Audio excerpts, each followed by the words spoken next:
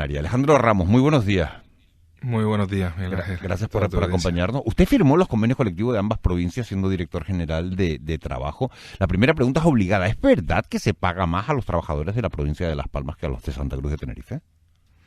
Bueno, yo creo que lo principal es que un convenio colectivo es una herramienta tras una negociación entre empresarios y sindicatos, y siempre alcanzar un acuerdo es una grata noticia. En aquel contexto veníamos en una situación de pandemia y se hacía muy necesario tener una herramienta que devolviese primero confianza y también estabilidad, como no, a la parte empresarial. En cualquier caso, yo creo que en ese sentido, si analizamos las tablas salariales y sobre todo la facilidad de un convenio a otro, de entender sobre todo, creo que si tuviera que responderle a su pregunta y no esconderme a ella, pues evidentemente hay una claridad en cuanto al mayor cómputo económico del convenio de la provincia de Las Palmas, y desde el punto de vista técnico yo creo que también es algo más accesible, más entendible, sobre todo porque el convenio de Tenerife pues tiene algunas particularidades. Entre ellas pongo ejemplos: los trabajadores de los hoteles de 4 y 5 estrellas pues cobran el mismo salario. Las Palmas está regulado de manera diferente. Se establece la posibilidad de descuelgues salariales en el convenio de Tenerife. En Las Palmas se hace mucho más complejo, y creo que en ese ámbito, por no entrar en aquellos otros que están incluso judicializados, creo que se hace mucho más atractivo, digamos, el convenio históricamente, desde el punto de vista económico, el convenio provincial de Las Palmas, de la provincia de Las Palmas.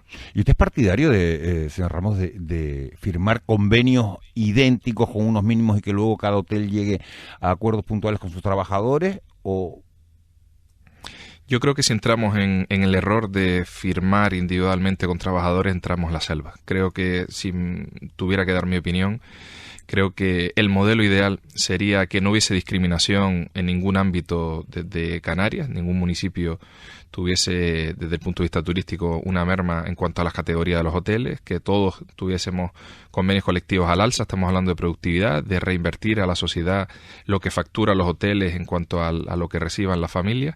Y en cualquier caso, yo creo que hay una idea atractiva que pudiera ser que cualquier trabajador en Canarias que se dedica a la hostelería pues cobrase lo mismo según la categoría profesional y el hotel, a igual trabajo, igual salario.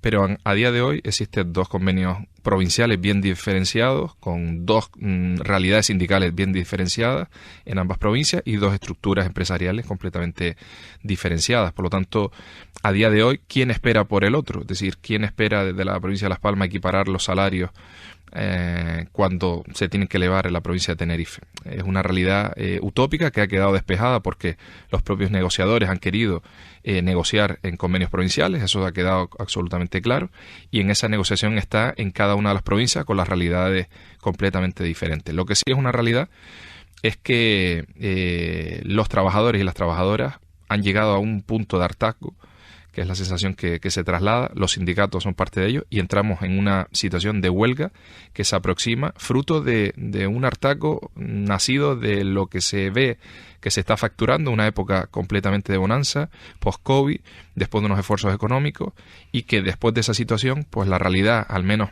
sobre todo en la provincia de Las Palmas, que es la realidad más cercana que tengo en el día a día, es que un camarero de media cobra 1.400 euros. Y si analizamos el convenio colectivo de la provincia de Las Palmas, vemos que la mayor categoría profesional, con la mayor categoría de un complejo hotelero, es decir, un hotel de 5 estrellas, con un director, por ejemplo, su salario bruto mensual, con incluidas las pagas extras, son 2.200 euros. Esa es la realidad. Es decir, si la categoría más alta son 2.200 euros, imagínese de ahí hacia abajo. Yo creo que el nivel de vida ha subido, la situación de los precios han subido, y lo que no se puede tener es trabajadores pobres en Canarias, en un sector que tira muy bien, que es un lugar seguro, que las noches hoteleras se han duplicado pues de poco para acá, y que los trabajadores y trabajadoras, pues entendiendo que es un nivel de vida que les merma, pues reclamen sus reivindicaciones justas. Enseguida entramos con el tema de los salarios, señor Ramos, pero me gustaría preguntarle, para situar también a los oyentes, a los que no nos manejamos en el día a día en el sector de la hostelería y de los convenios colectivos, ¿cómo se tramita el convenio colectivo? Y sobre todo, la pregunta, ¿se fiscalizan esos convenios colectivos firmados? Correcto. En mi etapa de director general de trabajo, en los últimos 4 años, además de los ERTE, que fue una herramienta que se nos puso el foco y se dio a conocer mucho más la Dirección General de Trabajo, detrás de la Dirección General de Trabajo hay una serie de profesionales, de técnicos, de funcionarios del Gobierno Canarias que velan por la seguridad jurídica de los convenios. Nuestro procedimiento era muy sencillo, es decir, cuando recibíamos el documento, una vez alcanzado el acuerdo entre las partes, llegaba a través de una herramienta que es el registro de convenios, RECON, que es una herramienta nacional elaborada por el Ministerio de Trabajo.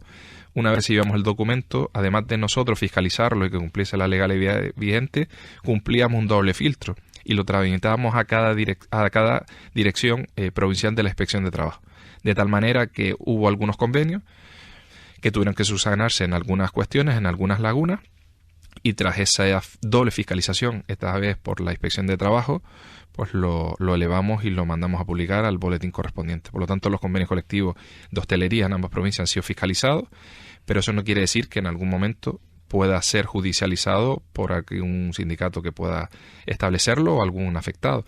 Pero en cualquier caso están fiscalizados, cumple con la legalidad vigente que marca el Estatuto de los Trabajadores, y por lo tanto son convenios que salen a su publicación y que en este caso ambos cumplían los requisitos legales. Los trabajadores, usted que fue director general de trabajo, y esto no era solo no solo afecta al sector de la hostelería, sino a todo el ámbito productivo, a toda la comunidad autónoma. Los trabajadores, le pregunto, señor Ramos, del sector servicios, ¿son los peor tratados laboralmente del ecosistema productivo canario? Bueno, yo no sé si peor tratados, igual yo diría que no. Lo que sí son es los más numerosos. Es decir, tenemos un sector servicio y un sector de restauración y hostelería que es el que más afecta a número de trabajadores y trabajadoras, pero creo que la reflexión es otra. Es decir, desde nuestra etapa, es verdad que tuvimos 4 años que nos dedicamos principalmente a salvar empresas y salvar empleos a través de los ERTE y las distintas oleadas de la pandemia, hay que recordarlo. De hecho, recientemente hicimos una especie de encuentro, todos aquellos funcionarios que para mí fueron los sanitarios del orden social. Muchas veces hablamos de sanitarios, pero los funcionarios de la Dirección General de Trabajo salvaron empresas y salvaron a muchas familias. Y tras esa situación, creo que hay una realidad que la ciudadanía tiene que conocer, y aprovecho esta ocasión y lo explico. Hay un convenio regional del campo que se encuentra paralizado hace mucho tiempo, y un convenio regional. Hay convenios que se han quedado completamente obsoletos en las distintas provincias. Hablo, por ejemplo, el convenio de pastelerías, panaderías en la provincia de Las Palmas.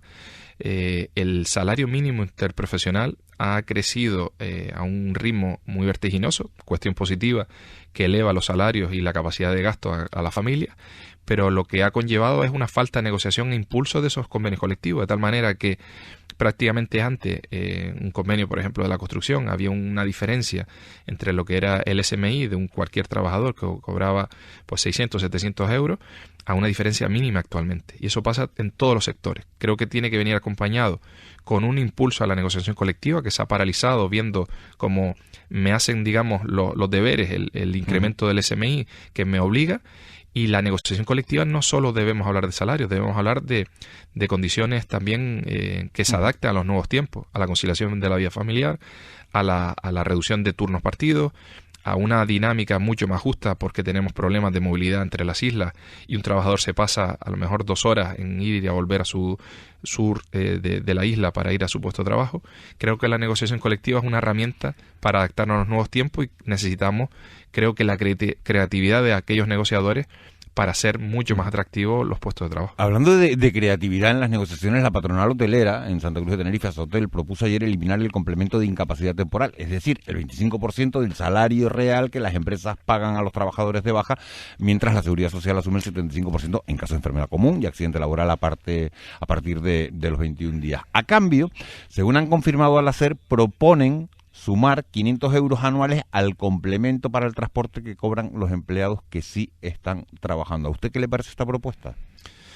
Pues una medida completamente errónea y unas afirmaciones en una situación de prehuelga completamente contradictorias a la voluntad de alcanzar un acuerdo. Creo que esto es echar gasolina al fuego, creo que es una forma de alejar más las posiciones que de encontrarlas, principalmente porque un trabajador o una trabajadora que recibe una baja médica es fruto de que un facultativo así lo acredita.